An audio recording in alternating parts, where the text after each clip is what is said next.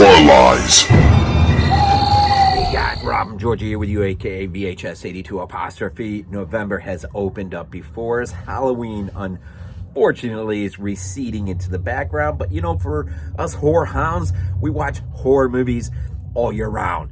But Halloween is like our Christmas, right? Unfortunately, I hope everyone's Halloween and the lead up to it was great. I hope you ran some really awesome Halloween marathons, and hope you just watched some great things. And I hope your Halloween was great too, as far as taking the kids out trick-or-treating or whatever it is you did. I hope it was fun. So here we are in November, man, and well, you know, as I ended my 31 days of horror on Halloween with maybe an unlikely pick of Thanksgiving, it does open up us into November, and Eli Roth did give us a gift in that now we do have, you know, something to build up towards, and as we make our way towards Christmas and all of the horror related films that do saturate that month. I'm actually thinking about maybe running a 12 days of Christmas horror. I'm not sure, maybe. But November, it is a random week, opening week, and I can't believe this movie's never been done. But The Crazies, Breck Eisner's remake from 2010, of course, adapted from the original film, George A. Romero's The Crazies, right? This Arrow edition is really great, but My Blue Underground was the first one. I kind of wish, you know what I'd really like to do is hunt down the original VHS of this. That was one of the rare movies, you know, renting VHS tapes out of the, you know, video store that I occasioned quite frequently. I can't remember who put out the original VHS, but the cover art was, I think it was, I mean, it was basically something like that, if you remember, but it was just the, yeah, I'll tell you what it was, actually. I'm pretty sure it was this. That might have been the original artwork for the VHS release that I used to rent. And it was just one of those movies where, you know, I was born in 1970, and so, you know, I have this affinity for 70s related horror films, 80s as well, of course. But Breck Eisner's film from 2010, The Crazies, it's great because there's a great cameo in here. Lynn from the original film. It's a scene that almost, it almost takes you back to the scene in the original film when you have that lady out there just sweeping the field with her broom, just singing whatever. It's pretty awesome. She's just riding her bike across this, you know, empty street. And our hero, played by Timothy Olyphant, which, you know, is David, our sheriff, does a really good job. Radha Mitchell is Judy. There's really four principal actors in this that we really stay with the entire film. But David, his wife Judy, Becca, and Russell, who is his David's deputy. And those are the four that we really stay with much of the film as they experience this military takeover of their town when plane crashes nearby carrying a biological weapon known as Trixie. Now, I was under the impression that the original film was a more deliberate attack in terms of just dumping the stuff so they could test it out on the town. But when I went back and looked real quick, it seems like both are accidental. But the military is very quick to suspend you know, people's rights as they close in, quarantine off, and it's really is a matter if you have it, you're going to be shot dead, flamed up, you know, as they try desperately to clean this situation up.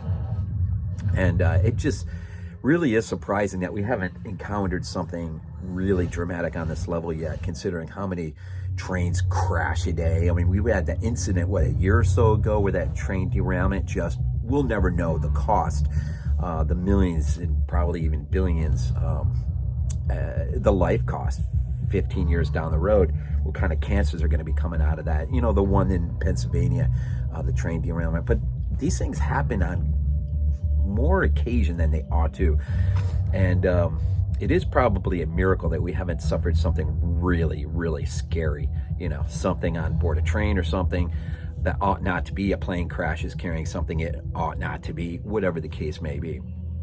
But this film, the remake, it's one of those where, like I said, basically I sort of kind of laid out a quick little synopsis. You have a sheriff, in terms of the remake, you have a sheriff whose first experience, when the plane crashes in the marshes, Ogden Marsh is where this takes place. The film was filmed mostly in, I want to say it was Iowa and a little bit in Georgia, where the original film, of course, mostly was filmed in PA, if not all in PA, but Evans City, which I've been to, and I've actually seen the location for not only some of the scenes here in the original film, but as well as Night of the Living Dead up in the cemetery, just up the roadways a little bit outside of town. This one down in Macon, Georgia, a few site locations in Georgia where I live. I didn't realize the film was filmed down here, in part. Actually, more in Georgia than in Iowa, I think, actually. But David and Russell's first contact with Trixie is a guy that they're well aware of, who, shows up at a baseball game. Presumably it's Little League baseball, or maybe it's high school baseball, and he's carrying a shotgun. Well, the confrontation that happens between David and him results in David taking his life. He assumes, because of his history of being a drunk, that he's drunk on this day.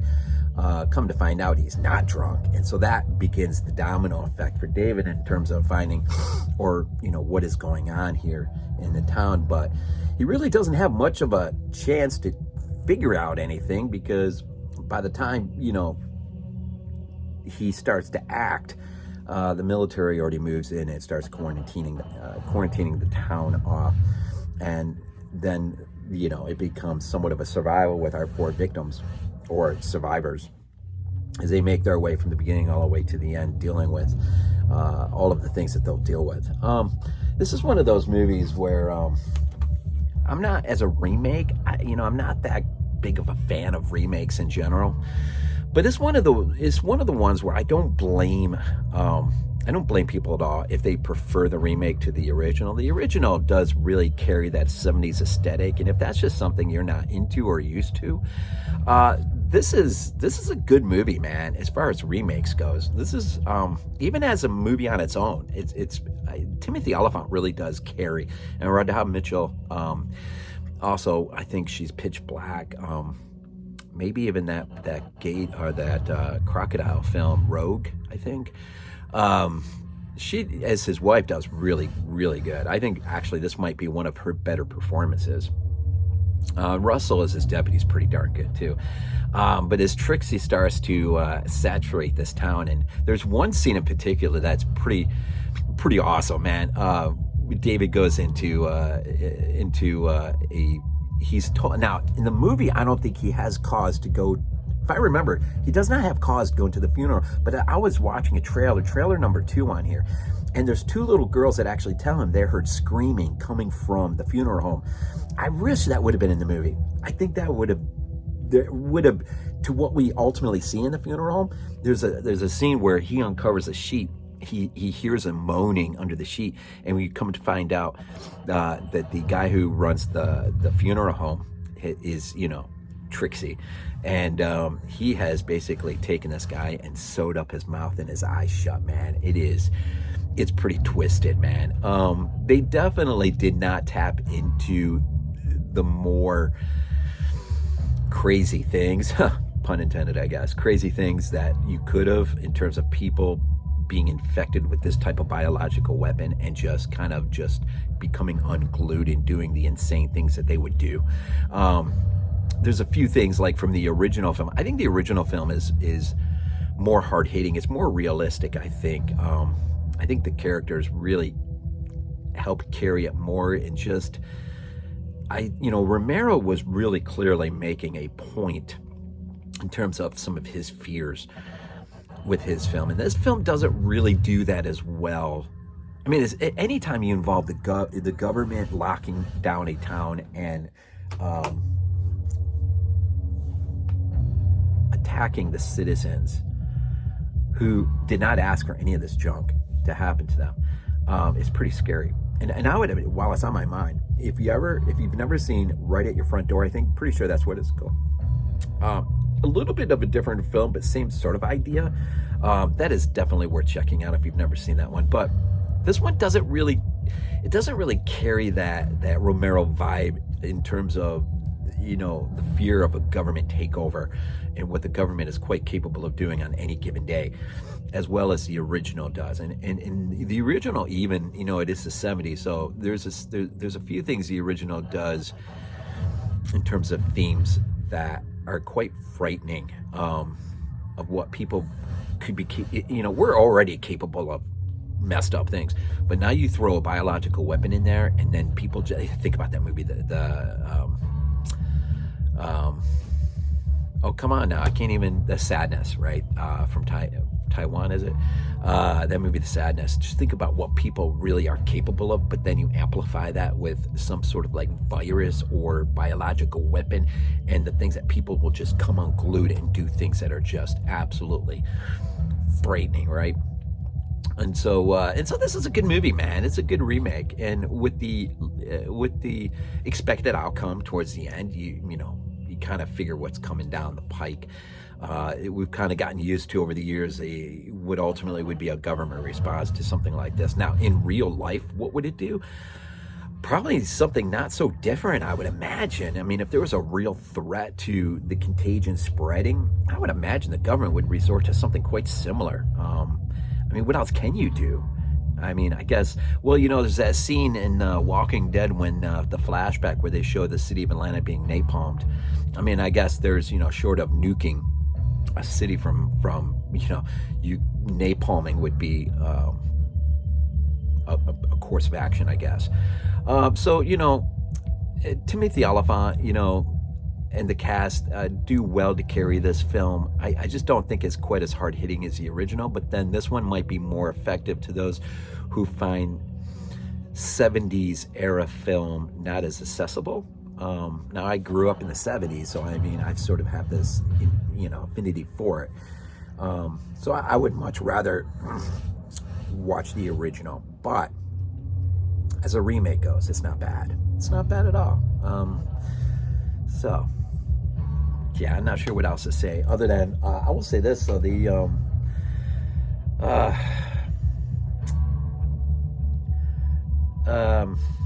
Maxime Alexandre, cinematographer for this, also High Tension, Hills Have Eyes remake, Maniac remake, just a phenomenal cinematographer. And also too, great thing about this release, it does have quite a few extras on here, but best thing about it though is if you see the very bottom, it's an Anchor Bay release, man. Don't get any better than Anchor Bay, man. Anytime Anchor Bay releases something, you know, that's taking you back a little ways, you know, to what physical media was in the beginning. Anchor Bay had their name on so much stuff. I would call them the godfather of distribution. In the early days, of course, that special packaging, right? The tin sets and all of that jazz. So here at Random Week, opening week, November, The Crazies from 2010. Not a bad film, I'd say. Not a bad film at all. Yeah, enjoy your November as it opens up, unfolds before us all. As always, we end these things off with Go Bills. This is not a dream. Not a dream. We might be useful to you.